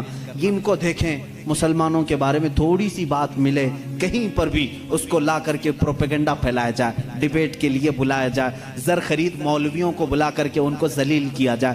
یہ سارے کام کیوں کرتے ہیں جانتے ہیں آپ؟ یہ ٹی وی شوز میں صرف اس لیے کہ یہ نوجوان اپنے آپ کو گلٹی فیل کرے، ارے کیا یار میں غلط کر دیا، مسلمان ہو گیا، دیکھو ہمارے مسلمانوں کے ساتھ کیا ہے۔ اور پھر یہ کیا کرنے لگتا ہے، دھیرے دھیرے اپنے آپ کو چھپانے لگتا ہے، دوسروں کے سامنے جا کر کے کہنے لگتا ہے نہیں نہیں نہیں میں ویسا مسلمان نہیں ہوں، ایسا مسلمان نہیں۔ تم صفائی دینے لگ جاتے ہو، ان کی باتوں میں آ گئے، تم ان دجالی لوگوں کی باتوں میں بہک گئے۔ تمہیں فخر سے یہ کہنا چاہیے تھا، تم جس کی کا پروپیگنڈا کر رہے ہو، میں اس مسلمان کو نہیں مانتا جو غلط کرتا ہے، میں تو جس مسلمان کو اپنا آئیڈیل سمجھتا ہوں وہ حیدر کرار ہے، میں جس مسلمان کو آئیڈیل سمجھتا ہوں وہ عثمان ابن عفان ہے، میں جس کو آئیڈیل سمجھتا ہوں وہ عمر فاروق ہے، میں جس کو آئیڈیل سمجھتا ہوں وہ صدیق اکبر ہے، بلکہ میرا پورا نمونہ زندگی اگر کسی کے ارد گرد گھومتا ہے وہ محمد الرسول اللہ ہے۔ میں کسی ایسا کا عاشق نہیں ہوں کہ تم مجھے بلیم کرو کہ تم کمزور لوگ ہو، تم لوگ ایسے ہو ویسے ہو، نہ، میں کبھی بھی اسلام کو ہلکا نہیں سمجھتا۔ ہو سکتا ہے میرے سے خرابیاں ہو جائیں، غلط کام ہو جائے، لیکن میرا دین ہلکا نہیں ہے، میرا دین ہلکا نہیں ہے۔ تم ہمیشہ پراؤڈ فیل کرو، ہمیشہ اپنے آپ کو فخر سے محسوس کرو۔ انشاءاللہ العزیز دنیا میں بھی اللہ تعالیٰ نے ہمیں عزت سے ہی رکھا ہے. کیا یہ عزت نہیں ہے میرے عزیزوں؟ آج بھی یہ عزت نہیں سمجھتے اس کو کہ اللہ تعالیٰ تمہیں حلال کھلا رہا ہے, پاکیزہ کھلا رہا ہے. تمہیں کتنی باتوں کو اللہ تعالیٰ نے پاک کر کے رکھا ہے جانتے ہیں؟ تم کو وحشی قوم میں نہیں رکھا, تم کو زنا سے روکا گیا ہے, جس کو آج پوری دنیا بھی یہ سمجھتی ہے. اچھا یہ بات بھی میں آپ کو بتا دوں, جن لوگوں نے یہ کہا ہے کہ کھلے عام چھوڑ دینا چاہیے, سب جس کو پسند کریں, سب ایک دوسرے کے ساتھ گڈمڈ ہو جائیں, مرد عورتوں کے ساتھ اختلاط کریں, عقلی دلیلیں بہت لاتے ہیں, تو ان سے کہو اپنی بہن اور بھائی کے نکاح کو کیوں تم غلط سمجھتے ہو؟ کر لینا چاہیے پھر. نہیں, آج پوری دنیا اس کا انکار کرتی ہے. بھائی اور بہن کا ریلیشن نہیں ہو سکتا نکاح میں, نہیں ہو سکتا. حالانکہ عقل کے اعتبار سے کیا ہے, وہ مرد ہے یا عورت ہے, مل جانا چاہیے. نہیں تسلیم کرتے یہ, پھر ہم کو کہتے نہیں اخلاق ایسے نہیں ہے کہ بہن کے ساتھ نکاح نہیں کرنا چاہیے. میرے عزیزو, اسلام اخلاق ہی تو سکھاتا ہے, اخلاق ہی تو سکھاتا ہے کہ ہم مردوں کو یہ حکم دیتے ہیں ہر ایک عورت کے ساتھ تم دست درازی نہیں کرو گے, بلکہ وہی عورت تمہارے لیے حلال ہوگی جس کے ساتھ نکاح کا ایگریمنٹ کر کے آؤ گے. ہم ہر عورت پر اپنے ہاتھ چلانے اور اپنی حکم جھاڑنے کی بات نہیں کرتے, بلکہ وہی عورت تمہاری زندگی کا ہم سفر بنتی ہے جس کو تم نے سب کے سامنے علل اعلان قبول کیا ہے. ہم چھپ کر کے کسی عورت کو لے جانے کے قائل نہیں, بلکہ میرے آقا نے فرمایا جب نکاح ہو تو اعلان کرو, سب کو اعلان کر کے بتاؤ کہ میں فلاں کے ساتھ اب وابستہ ہو چکا ہوں.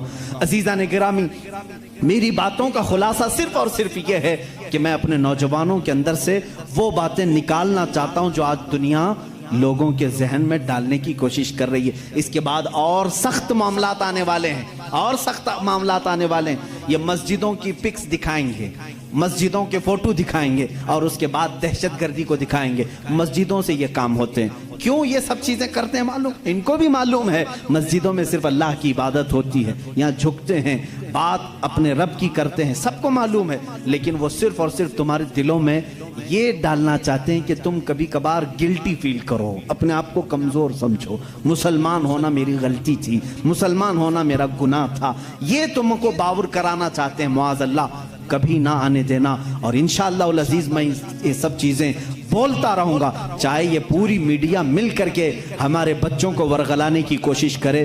میرے رب کی ذات سے مجھے یقین ہے میں سال میں ایک بار کہوں گا انشاءاللہ یہ نوجوانوں کے دلوں سے خوف نکلے گا, نکلے گا, خوف نکلے گا.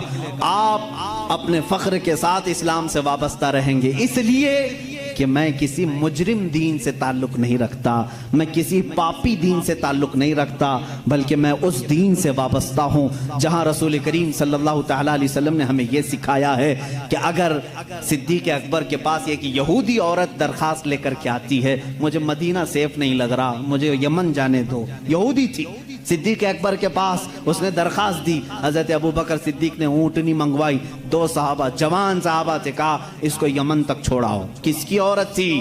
ہماری نہیں, یہودی عورت تھی.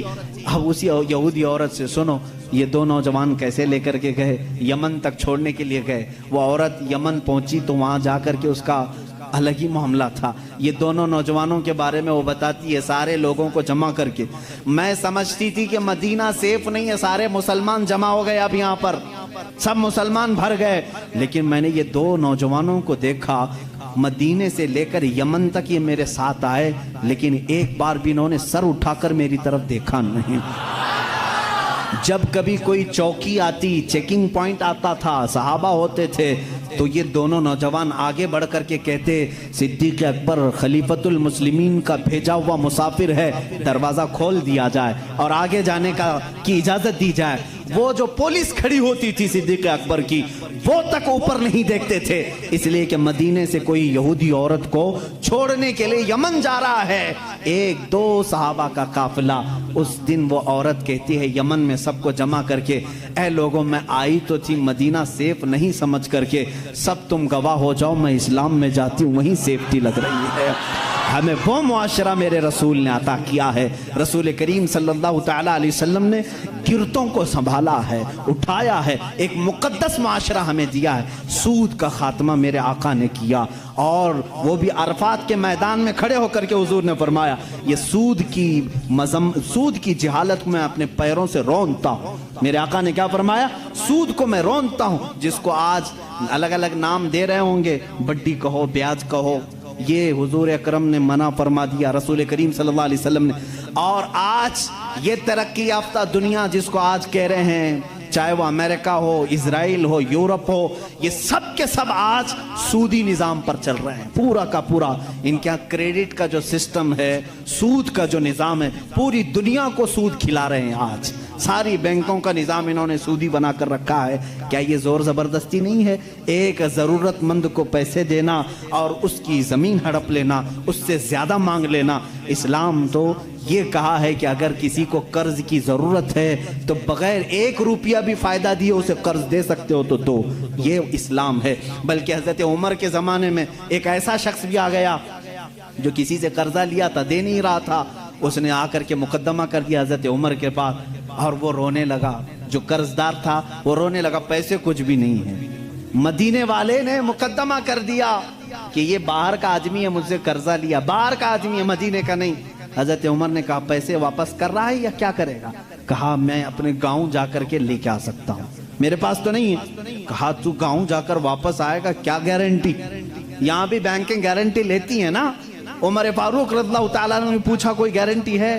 کہا مجھے مدینے والے کوئی بھی نہیں جانتے۔ ہاں وہ تھا مسلمان یا جو بھی رہا ہو، مجبور تھا، مظلوم تھا، پیسے نہیں تھے۔ پوچھا مدینے والوں میں سے کوئی اس کی گارنٹی لے گا، کوئی گارنٹر بنے گا، ضامن بنے گا؟ تو کوئی نہیں تھا۔ ایک صحابی اٹھے حضرت ابو دردہ، کہا حضرت عمر سے کہ میں اس کی گارنٹی لیتا ہوں۔ کہا کتنے دن کی؟ کہا اس شخص سے پوچھا گیا کب تک آئے گا؟ کہا 2 دن میں آؤں گا۔ حضرت عمر نے کہا ابو دردہ تم نہیں پہچانتے اس کو، اگر یہ 2 دن بعد نہیں آیا تو تجھے جیل میں ڈالیں گے، تیار ہے؟ کہا ٹھیک ہے تیار ہو۔ وہ چلا گیا، 2 دن گزر گئے، پھر عدالت لگی، وہ جس کا قرض تھا وہ بھی آیا تھا، ابو دردہ بھی آئے ہوئے ہیں۔ تھوڑی دیر گزری، مغرب کا وقت ہوا، وہ شخص آ گیا، پیسے لے کر کے آیا حضرت عمر کے پاس، کہا بڑا احسان آپ کا، آپ نے 2 دن کا ٹائم دیا، میں اپنا قرض لے کر کے واپس آ گیا ہوں۔ تھوڑا سا قرض تھا، اس پر انٹرسٹ نہیں، جتنا لیا تھا اتنا لا کر دیا، معاملہ ختم ہوا۔ لیکن اچانک جانتے معاملہ بدل گیا، جس کا قرض تھا وہ آیا حضرت امیر المومنین کے پاس، کہا میں معاف کرتا ہوں، مجھے نہیں چاہیے پیسے اس کے، اس کو واپس دے دیں، یہ غریب ہے، ضرورت مند ہے، دے دیں اس کو۔ حضرت عمر نے کہا یہی بات 2 دن پہلے کیوں نہیں کی؟ وہ گیا گاؤں جا کر کے لے کے آیا، آج تم اس کو معاف کر رہے ہو؟ کہا امیر المومنین سے، امیر المومنین میں گھر گیا تو اس کے بعد مجھے ایسا لگا دل میں کہ ایک مجبور جو قرض میں پھنسا ہوا ہے، اگر میں آج معاف نہیں کرتا تو کہیں دنیا یہ تانا نہ دے دے کہ محمد کے غلام معاف نہیں کرتے۔ میں نے صرف میرے آقا کی طرف توجہ کی، اس لیے میں نے آج معاف کر دیا کہ کوئی انگلی میرے رسول کی طرف نہ اٹھائے۔ حضرت ابو دردہ اسی وقت کھڑے تھے، کہا حضرت امیر المومنین نے تم پہچانتے بھی نہیں تھے، کیسے اس کی گارنٹی لے لی؟ انہوں نے بھی یہی کہا، امیر المومنین دیکھا مجمع سناٹا ہے، کوئی نہیں اٹھ رہا، میں صرف اس لیے اٹھا کہ بعد میں دنیا یہ نہ کہے کہ محمد کے غلاموں میں دوستی یاری بھی ختم ہو چکی ہے، مدد کرنے کا جذبہ ہی ختم ہو گیا ہے، اسی لیے میں کھڑا ہو گیا کہ جانتا ہوں یا نہیں جانتا ہوں میں مدد کے لیے کھڑا تو ہو جاؤں، کہیں میرے نبی کو کوئی یہ نہ کہتے۔ وہ شخص جو قرضہ لے کر کے آیا امیر المومنین نے اس سے پوچھا آخر تو گیا تھا، جا سکتا تھا، غائب ہو گیا، تجھے کون پکڑنے آتا؟ اس نے کہا امیر المومنین 2 دن سے اسی بے چینی میں تھا، چاہتا تو بھاگ جاتا، اسی لیے لوٹ آیا کہ بعد میں دنیا یہ نہ کہے کہ محمد کے غلام وعدہ خلافی کرتے ہیں، غدار نہ کہیں رسول کے غلاموں کو، اس لیے ہم لوٹائے۔ میرے نبی نے وہ اسلام دیا ہے، سود کے نظام کو ختم فرمایا ہے، اور حضور صلی اللہ علیہ وسلم نے فرمایا زور زبردستی کسی پر نہیں۔ ہمارے ہاں کسی کالے پر کسی گورے کو فضیلت نہیں، کسی لمبے کو کسی ناٹے پر فضیلت نہیں، کسی بھی بڑے آدمی کو امیر کو غریب پر فضیلت نہیں، بلکہ ہمارے ہاں فضیلت اگر ہے کسی کو صرف تقوی اور پرہیزگاری پر ہے۔ آج جو اسلام پر بھونکتے ہیں وہ اپنی زمین نہیں سنبھال پا رہے ہیں۔ امریکہ میں کالے گورے کی لڑائی آج بھی چل رہی ہے، آج بھی چل رہی ہے۔ رائٹس اتنے ہیں، گورے کالوں کو مار رہے ہیں، کالے گوروں کو مار رہے ہیں۔ تم 14 صدیوں کے بعد اس ترقی یافتہ زمانے میں کالے گورے کا فرق نہیں مٹا سکے، وہ حبیب کائنات صلی اللہ علیہ وسلم 14 صدیوں پہلے ہی نہایتی حبشہ کے رہنے والے کالے لوگوں میں سے ایک بلال کو خانہ کعبہ کی چھت پر چڑھایا اور دنیا کو یہ بتایا کہ وابستگی اگر نبی کے غلامی کی ہو جائے، رسول کے دامن سے کوئی وابستہ ہو جائے تو اس کا مقام صرف یہ قالین فرش نہیں بلکہ کعبہ کی چھت بھی اس کے قدموں کے نیچے ہوتی۔ عمر حضرت بلال حبشی کو حضور نے چڑھایا کہ نہیں چڑھایا؟ فتح مکہ کے دن حضرت ابوبکر تھے، حضرت عمر تھے، حضرت عثمان تھے، حضرت علی تھے رضوان اللہ علیہم اجمعین۔ ان میں سے کسی کو کھڑے کر کے کہتے چڑھو اوپر اذان دے دو؟ نہ۔ حضرت بلال کو کیوں کہا؟ پوری دنیا کو یہ بتانے کے لیے امیری غریبی غلام آقا کا فرق اسلام نے مٹا دیا۔ اب آقا وہ ہوگا جو رسول کا غلام ہوگا۔ عزیزان گرامی وقار، اسلام اس دین کو کہتے ہیں جس میں اونچ نیچ کا فرق نہیں، جہاں امیری غریبی یہ سارے سسٹم نہیں۔ یہ کاسٹزم کہاں سے اسلام میں نہیں۔ اگر تم برادری کے فرق کرتے ہو تو یہ جہالت ہے۔ ہمارے یہاں ان تمام چیزوں کی مذمت کی گئی ہے اور یہ اسلام پر بھونکنے والے لوگوں سے پھر میں کہتا ہوں ذرا اپنے دامن میں جھانک کر کے دیکھ لو، آج بھی تمہارے ہاں مار توڑ ہے۔ اس برادری کا آدمی اس برادری سے شادی نہیں کر سکتا۔ ارے راجستھان میں آج بھی ہے، چھوٹی برادری والوں کو اگر وہ آ کر کے پانی کے گلاس کو ہاتھ بھی لگا دیے تو ان کا گلاس توڑ دیا جاتا ہے، آج بھی ہے۔ دلت لوگوں کے ساتھ آج بھی یہ ناانصافی ہے۔ ہندوستان کی بات کر رہا ہوں۔ اور اسلام اس دین کو کہتے ہیں جہاں سب امیر غریب ایک ہو گئے۔ اسی لیے شاعر نے کہا تھا، شاعر مشرق نے، کہ آ گیا عین لڑائی میں گر وقت نماز۔ یہ اسلام کا فلسفہ ہے۔ آخری میں سمجھا رہا ہوں، اسلام کی ایکویلٹی کو، مساوات کو تم کیا سمجھ سکو گے؟ آج یہ جو برابری کے حقوق کی بات کرتے ہیں، میں ان سے کہتا ہوں ذرا کبھی کسی دلت کو پنڈت بنا کے دکھاؤ، کسی دلت کو، کسی SC ST کو تم اپنے مندر کا پجاری بنا کے دکھاؤ۔ نہیں، اب شگن ہو جائے گا، اب شگن ہو جائے گا۔ اس کو تو حق نہیں، دلت کو حق نہیں ہے کہ وہ دھارمک چیزیں، بلکہ اتر پردیش میں ایک ایسے پروفیسر بھی ہیں، میں جب دلی گیا تھا وہاں پر اس کے بیٹے سے ملاقات ہوئی تھی، انہوں نے کہا تھا وہ اس کے باپ سنسکرت کتنے سالوں سے پڑھ رہے ہیں اور پڑھا رہے ہیں، لیکن ہمیشہ گاؤں والے مارتے ہیں کہ سنسکرت زبان صرف برہمن لوگ پڑھ سکتے ہیں، تو دلت ہے۔ یہ کاسٹزم یہاں پر بھی چل رہا ہے، اس کے خلاف کیوں نہیں کوئی قانون لاتے؟ مندروں میں پجاری اور پنڈت دلت برادری کے بھی لوگ ہونا چاہیے۔ یہ میں ان کی طرف سے آواز اٹھا رہا ہوں۔ لاؤ، تم آؤ ادھر مسجد کے مصلی پر دیکھو۔ مسجد کے مصلی کے لیے کہیں پر بھی یہ شرط نہیں خان ہونا چاہیے، پٹھان ہونا چاہیے، بلکہ یہاں پر شرط یہ ہے حافظ قرآن ہو، بس وہ ہمارے سروں کے لیے امام ہے، وہ ہماری نمازوں کا امام ہے۔ اگر علم دین مصطفیٰ ہے وہ ہمارے نمازوں کا امام ہے۔ اگر وہ تقوی و طہارت تجوید کو جانتا ہے وہ ہمارا امام ہے۔ شریعت صرف اتنا کہتی ہے ایمان ہو، باقی کسی بھی برادری کا ہو، ایمان ہو کسی بھی برادری کا ہو، وہ امام بن سکتا ہے۔ مسجد کے مصلی پہ بھی چڑھ سکتا ہے، ممبر پہ بھی چڑھ سکتا ہے، قرآن بھی پکڑ سکتا ہے، بلکہ تمہیں فتویٰ دینے کی اتھارٹی بھی رکھتا ہے، فتویٰ دینے کی اتھارٹی بھی رکھتا ہے۔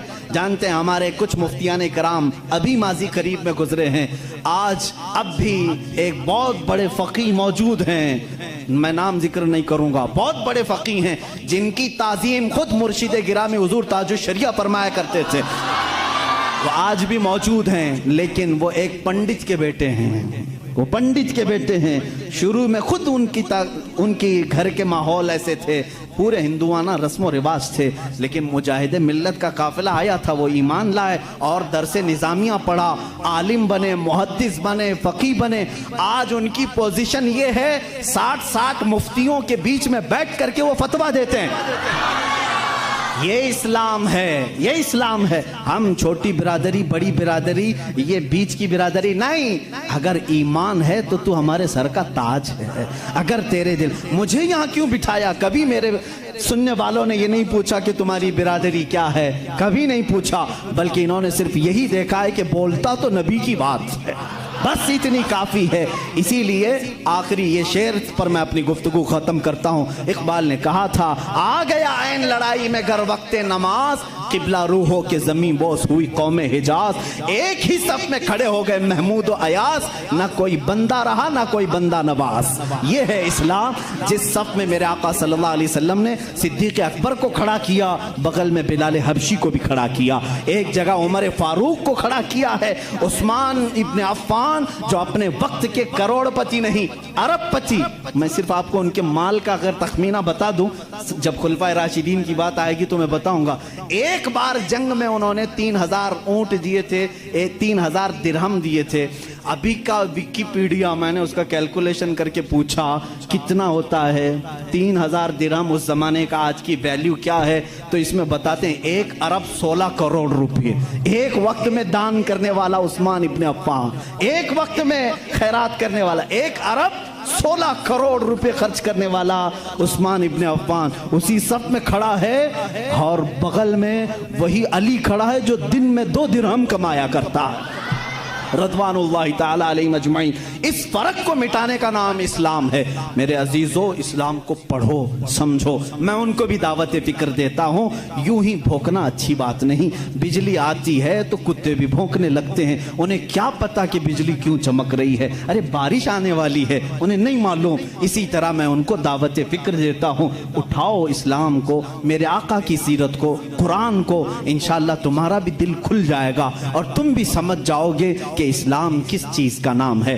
اسلام کی فطرت میں قدرت نے وہ لچک دی ہے، جتنا ہی دباؤ گے اتنا ہی وہ ابھرے گا۔ وآخر دعوانا الحمدللہ یا شفیعنا یا محمد صلی اللہ علیہ وسلم۔